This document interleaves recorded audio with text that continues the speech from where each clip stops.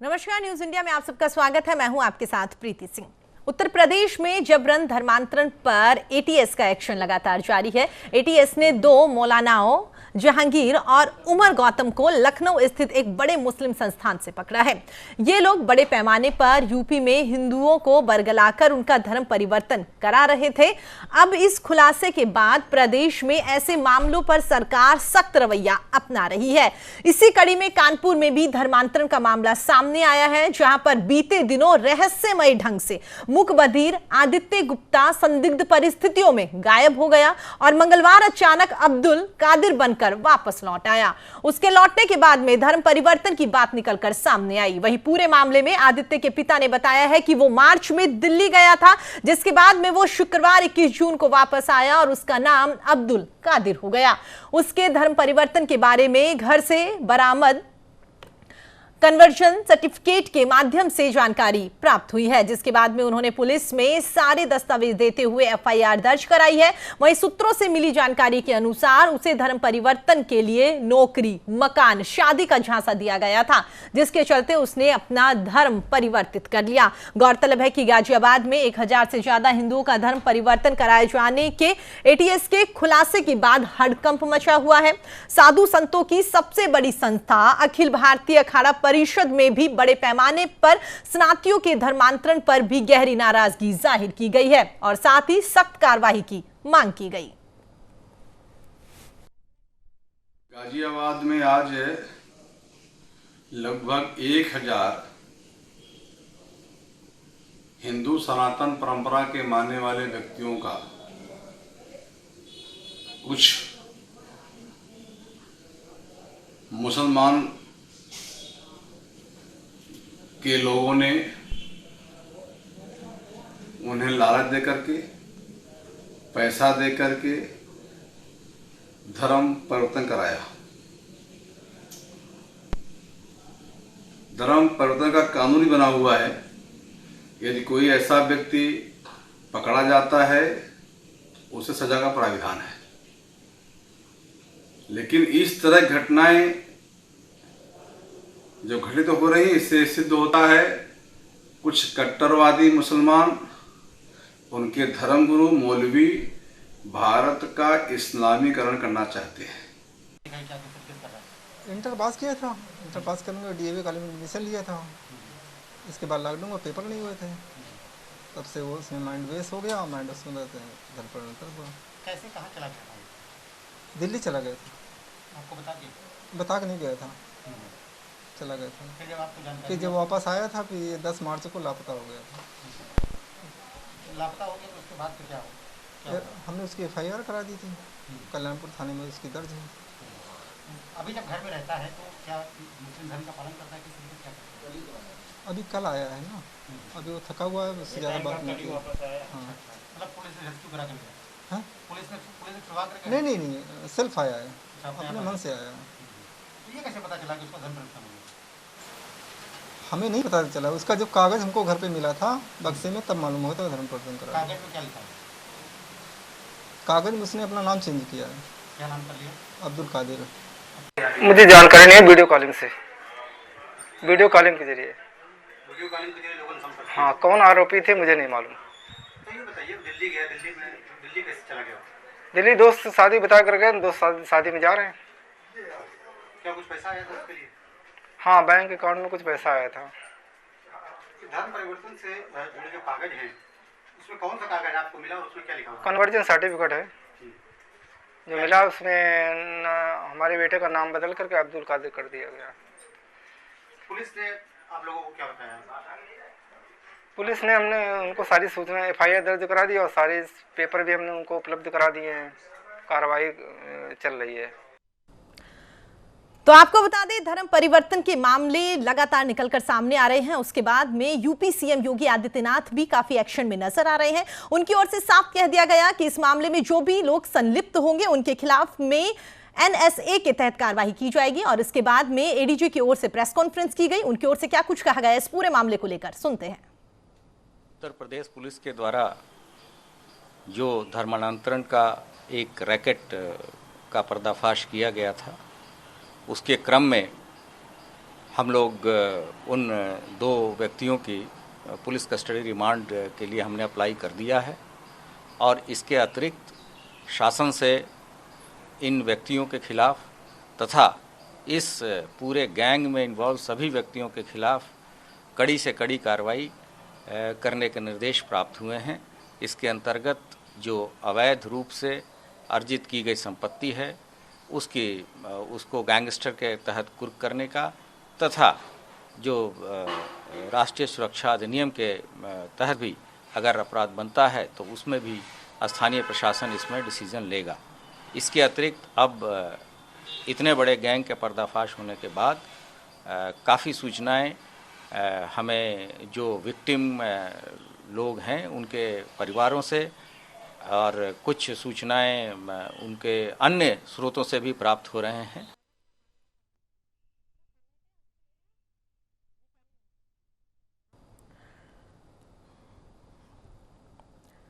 तो आपको बता दें, धर्म परिवर्तन का जो ये मामला निकलकर सामने आया है, इसमें फिलहाल 2 लोगों को पकड़ा गया है और उम्मीद की जा सकती है कि इन 2 लोगों से अब लगातार पूछताछ की जाएगी। उसके बाद में और भी खुलासे यहां पर हो सकते हैं। हालांकि अब बहुत सारे पीड़ित जो हैं वो भी निकलकर सामने आ रहे हैं।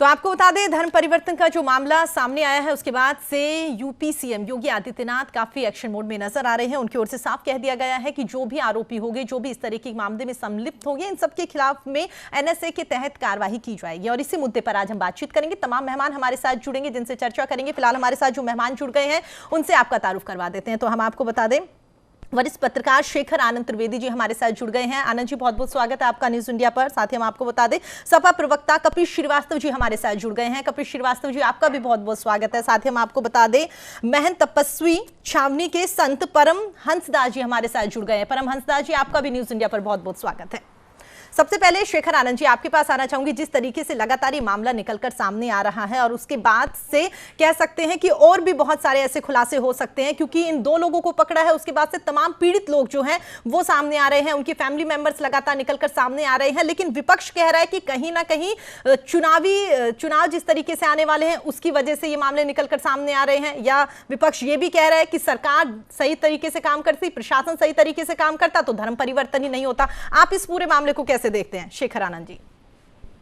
देखिए, ऐसा है कि क्योंकि राजनीति से जो लोग जुड़े हैं वो राजनीति का चश्मा लगाए बगैर इस पूरे प्रकरण को नहीं देखेंगे, लेकिन अगर इसको देश के परिप्रेक्ष्य में देखें तो बात सिर्फ इतनी नहीं है कि जो 2 लोग पकड़े गए हैं उन्होंने लोगों का धर्म परिवर्तन कराया है और उनकी संख्या हजारों में है, बल्कि ऐसे जिन लोगों का धर्म परिवर्तन हुआ है, बड़ी बात यह है कि उनके अकाउंट में विदेशों से 7,000, 5,000, 10,000 इस तरीके की राशि जो है हर महीने आती रही है। ये एक बहुत बड़ी बात है।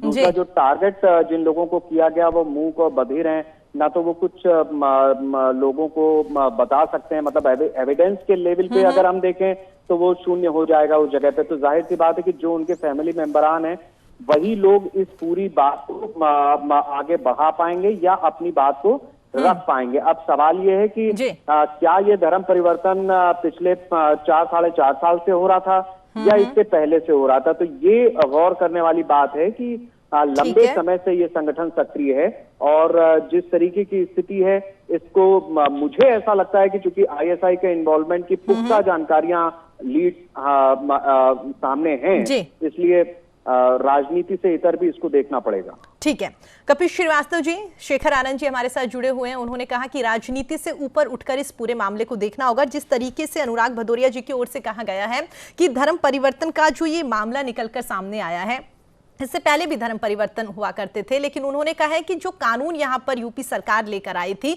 उस कानून के बाद भी लगातार ऐसे मामले निकलकर सामने आ रहे हैं। इसका मतलब साफ है कि कहीं ना कहीं कानून जो है वो सही तरीके से काम नहीं कर रहा। मैं आपसे पूछना चाहती हूं कि जब कोई कानून बन जाता है तो क्या उसके बाद अपराध खत्म हो जाते हैं?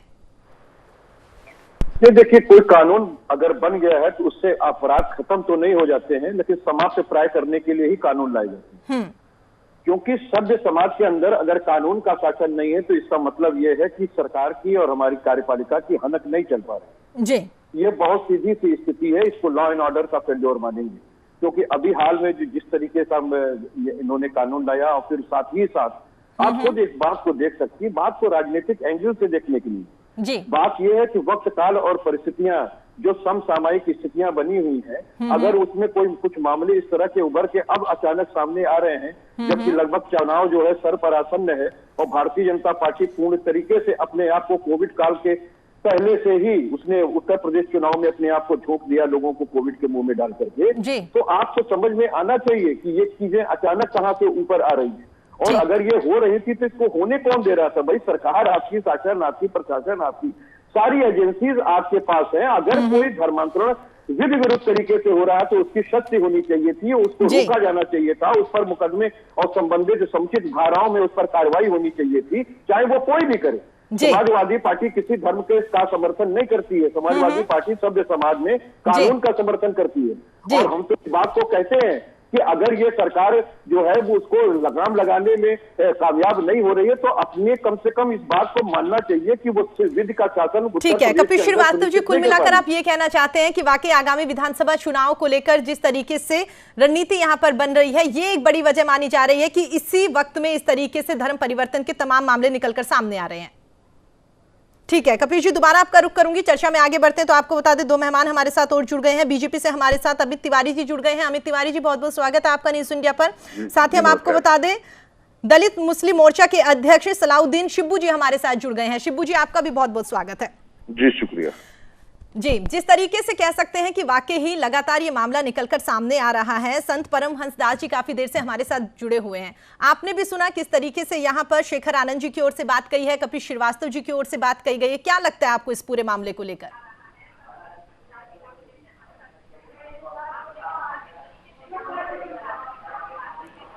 परमहंस दास जी, आप मेरी आवाज सुन पा रहे हैं? जी, ये जिस तरह से धर्मांतरण गैंग जो है सामने आया है, ये बेहद चिंता का विषय है। लेकिन मुझे आश्चर्य हो रहा है कि समाजवादी पार्टी के प्रवक्ता जो अभी बैठे हुए हैं, मतलब ये जो अभी कह रहे हैं सरकार के ऊपर जो आरोप लगा रहे हैं, इनको यहाँ ये कहना चाहिए कि इस तरह से जितने अपराधी पाए जाए उनको सख्त से सख्त कार्रवाई होनी चाहिए। लेकिन ये मतलब देखिए किस तरह से लोगों की सियासत कैसी है, कितनी घिनौनी सियासत है। इनको इससे इनको ये नहीं हो रहा है कि जिस तरह से मूक बधिर लोगों को भी नहीं छोड़ा गया, मतलब ये कितना बड़ा अपराध हो जिसकी कल्पना नहीं की जा सकती है। जो दिव्यांगों के प्रति जो है तो समाज के सभी वर्गों का जहां इतना बड़ा उनके प्रति जो सहानुभूति है, ऐसे दिव्यांगों को जो है तो जिस तरह से इन लोगों ने धर्म परिवर्तन कराया, इन लोगों को तो बिल्कुल फांसी की सजा होनी चाहिए और जितने संबंधित लोग हैं इसमें सबकी जांच करके सबको अपराधियों को निकालना चाहिए। परमहंस दास जी, कपिल श्रीवास्तव जी ये नहीं कह रहे कि वाकई ऐसे लोग सामने नहीं आने चाहिए, वो ये कहते हैं कि वाकई ऐसे लोग सामने आने चाहिए, उनके खिलाफ कार्रवाई भी होनी चाहिए। लेकिन उनका मानना ये है कि पिछले 4 साल से 4.5 साल से अगर वाकई इस तरीके के मामले निकलकर सामने आ रहे थे तो तब सरकार की ओर से एक्शन क्यों नहीं लिया गया? सरकार या कानून व्यवस्था इतनी कमजोर क्यों रही कि अब चुनाव के ठीक पहले इस तरीके के मामले निकलकर सामने आ रहे हैं? कपिल तिवारी जी, माने इसमें ये चुनाव से क्या मतलब है? मतलब जब कभी कोई अपराधी पकड़ा गया तो क्या चुनाव है तो उसको छोड़ दिया जाए? ठीक है, अगर चुनाव का समय है तो क्या अपराधी को छोड़ दिया जाए कि चुनाव निकल जाएगा तब अपराधी ठीक है। कपिल श्रीवास्तव जी से जो आपने बातें कही उनका जवाब लेंगे, लेकिन उससे पहले अमित तिवारी जी आपके पास आना चाहूंगी। जी, क्या लगता है जिस तरीके से लगातार आरोप लगाए जा रहे हैं कि वाकई ही चुनाव हारे हैं, इसकी वजह से इस तरीके से मामले लगातार निकलकर सामने आ रहे हैं? क्योंकि कानून तो पहले भी बनाया गया था, अगर कानून बनाया गया था तो उसके बाद में सही तरीके से कार्रवाई क्यों नहीं की गई? क्यों यहाँ पर सरकार इतनी ढिलाई से बैठी रही कि वहां पर लगातार धर्म परिवर्तन होते रहे? प्रीति जी, कपिल भाई ने अभी ये स्वीकार किया कि उत्तर प्रदेश की सरकार ने कानून बनाया। अभी आपने कहा कानून बना, अपराध पे नियंत्रण क्यों नहीं हुआ? कानून बनता है अपराधियों के ऊपर से गंजा कसने के लिए, और आज भारतीय जनता पार्टी की उत्तर प्रदेश की सरकार इसके प्रति कृत संकल्पित है कि धर्मांतरण किसी मजबूर व्यक्ति का गैर कानूनी ढंग से कराया जा रहा है तो उसके विरुद्ध कड़ी से कड़ी कार्रवाई होगी। आज हमारे यशस्वी मुख्यमंत्री आदरणीय योगी आदित्यनाथ जी ने इस पर कड़ी कार्रवाई करने की, एनएसए लगाने की सारी घोषणाएं की हैं और उन्होंने कहा सख्त से सख्त कार्रवाई की जाए और इसकी तह में जाया जाए। आज ये इसलिए संभव हो रहा है क्योंकि कानून का राज है। समाजवादी पार्टी, बहुजन समाज पार्टी की सरकारों में ये बन ही नहीं पाता था, ये पता ही नहीं चलता था कितने लोगों का धर्मांतरण हो रहा है। आज कानून का राज है, तभी ये चीजें सामने आ रही हैं और ऐसे लोगों बिल्कुल अमित तिवारी जी, ये काफी अच्छी बात है, लेकिन सवाल ये है ना कि क्या अभी 2-3 दिनों से यहाँ पर धर्म परिवर्तन की बातें चल रही थी?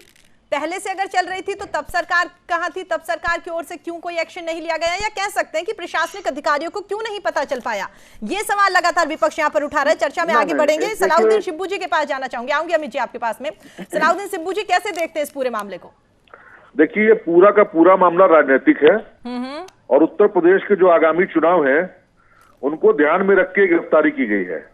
और मैं तो हमेशा कहता हूं कि जब भी चुनाव आते हैं तो इस तरह की गिरफ्तारियां, इस तरह के प्रकरण आने लगते हैं सामने, क्योंकि अभी जो कोविड-19 का प्रकरण चला है पूरे देश के अंदर और खास तौर से उत्तर प्रदेश के अंदर, जिस तरह से त्राहिमाम मचा है, जिस तरह से जनता परेशान हुई है और जो जनता का गुस्सा है, जो जनता का पूरा उबाल है, वो योगी जी की सरकार के खिलाफ है।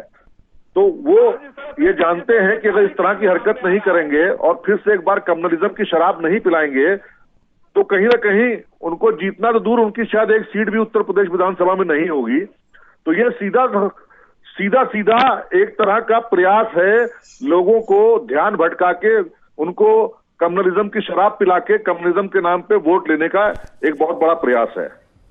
जी ठीक है अमित जी, आपकी ओर से जो बातें कही गई है कपिल श्रीवास्तव जी से, उसका जवाब लेंगे, चर्चा में आगे बढ़ेंगे। श्रीवास्तव जी, ब्रेक पर जाने से पहले जिस तरीके से संत परमहंस दास जी और अमित तिवारी जी की ओर से जो बातें कही गई थी, क्या जवाब देंगे उनका?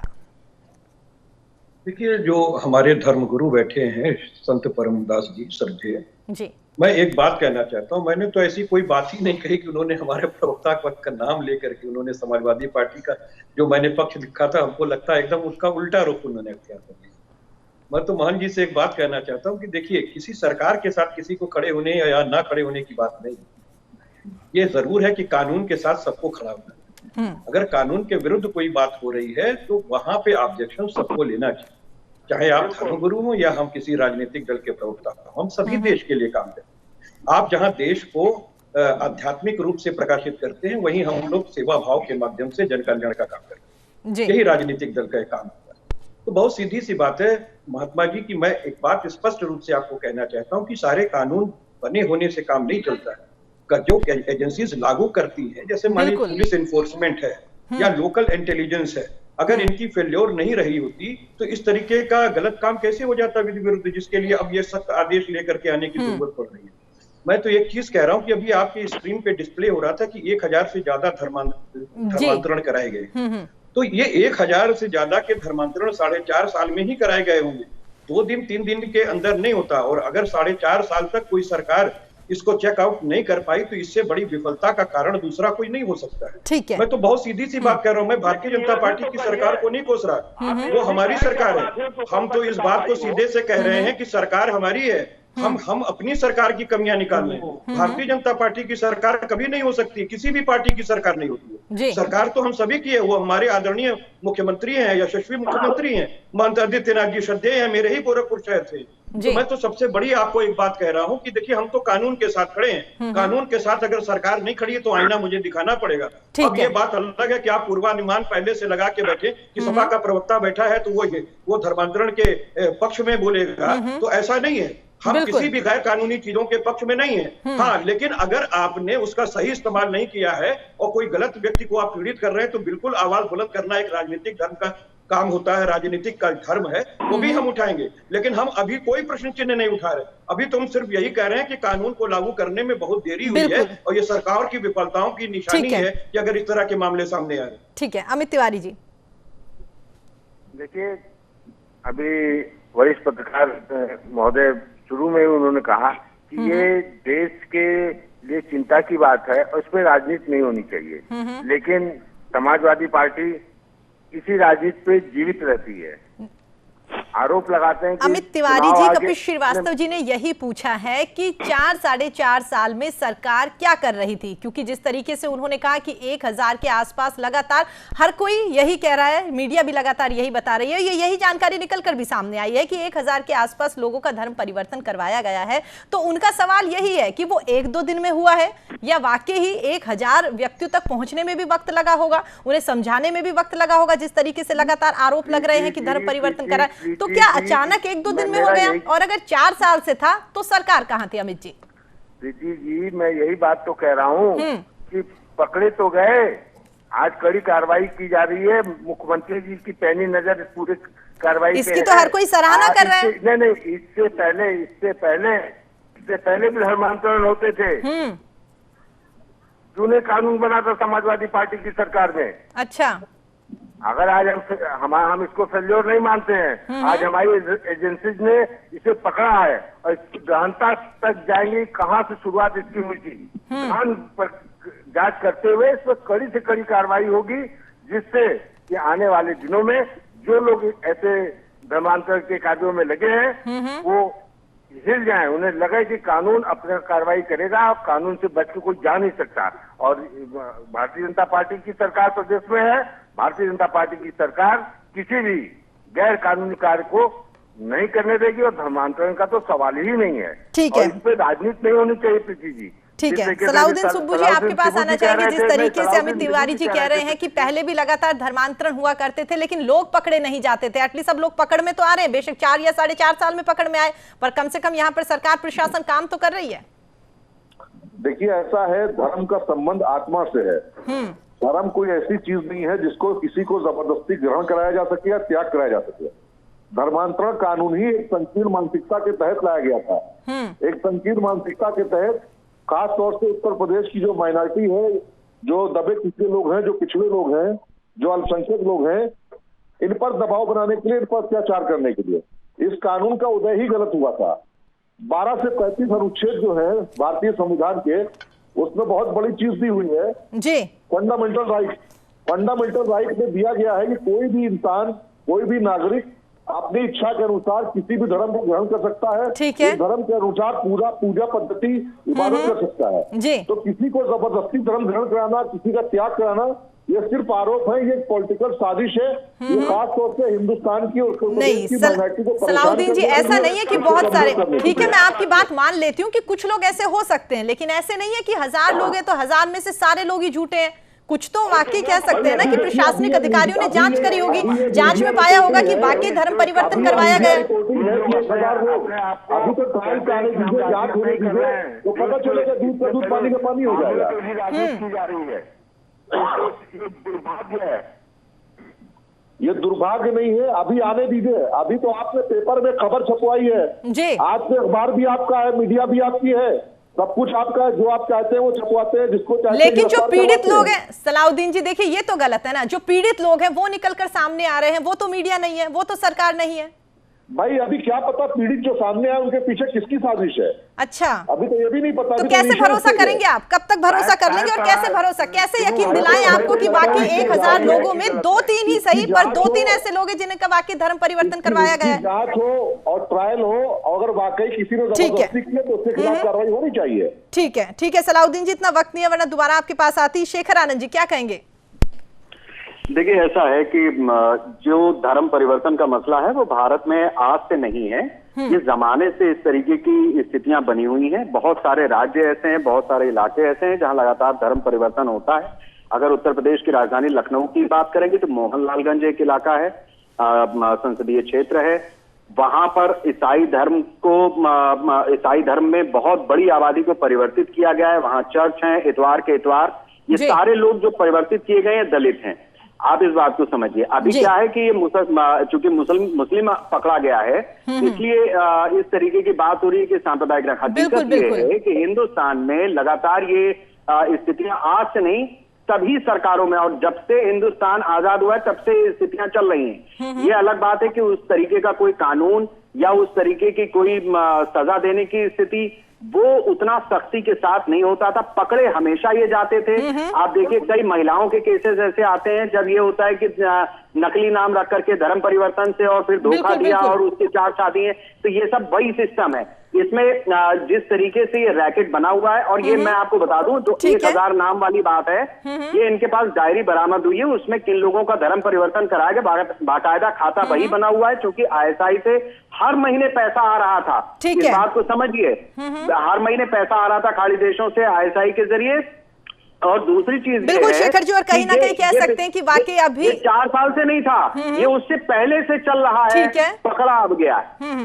ठीक है, अब देखने वाली बात होगी कि वाकई आगे क्या कुछ इस पूरे मामले को लेकर खुलासा होता है। संत परमहंसदास जी काफी देर से हमारे साथ बने हुए हैं। इस पूरे मामले को लेकर एक आखिरी कमेंट आपसे संत जी, और दूसरा ये कि वाकई अगर कोई अपनी इच्छा से धर्म परिवर्तन कर सकता है तो उसमें भी आपत्ति? देखिए, मैं इसको रखना चाहता हूं कि अगर अपनी इच्छा से कोई धर्म परिवर्तन कर रहा है, तो अगर वो उस धर्म के विषय में कुछ कर रहा है तो फतवा जारी क्यों होता है? जैसे दिया वक्फ बोर्ड के पूर्व चेयरमैन वसीम रिजवी ने जब कहा कि कुरान की 27 आयतों के कारण मुसलमान आतंकवादी बनता है, तो फतवा क्यों जारी होता है? सच्चाई सुनने के लोगों में दम नहीं है। और वैसे तो ये लोग जो अपराधियों को बचाने के लिए तमाम तरह के बयानबाजी करना शुरू कर देते हैं। ऐसा लगता है कि अपराधियों को बचाने की नहीं, बल्कि ये लोग खुद अपराध में सम्मिलित है। इनका जो बयान मैंने सुना, मुझे बहुत बुरा लगा। फंडामेंटल राइट में यह भी है कि अगर कहीं कोई देश विरोधी गतिविधि हो रही है तो व्यक्ति उसको रख सकता है। जब वसीम रिजवी ने कहा कि कुरान की 26 आयतों के कारण मुसलमान आतंकवादी बन रहे हैं, फिर मुसलमानों को आपत्ति क्यों होती है? पहले जो है सच्चाई को सुनने का। ठीक है संजीत, इतना वक्त नहीं है, वरना चर्चा को और भी आगे बढ़ाते हैं, आपको और भी वक्त देते, लेकिन बात यही है अब जिस तरीके से लगातार जांच एजेंसी के पास ये मामला जाता हुआ नजर आ रहा है, तो देखने वाली बात होगी कि आने वाले दिनों में क्या कुछ खुलासे यहाँ पर निकलकर सामने आते हैं, और आरोप प्रत्यारोप का दौर जो लगातार यहाँ पर लगाया जा रहा है उसको लेकर भी चीजें यहाँ पर क्लियर होती हुई नजर आएगी। आप तमाम लोग हमारे साथ जुड़े, अपना कीमती टाइम आप लोगों ने हमारे लिए निकाला, उसके लिए आप सभी का बहुत बहुत धन्यवाद। फिलहाल इस बुलेटिन में इतना ही। आप देखते रहिए न्यूज़ इंडिया। नमस्कार।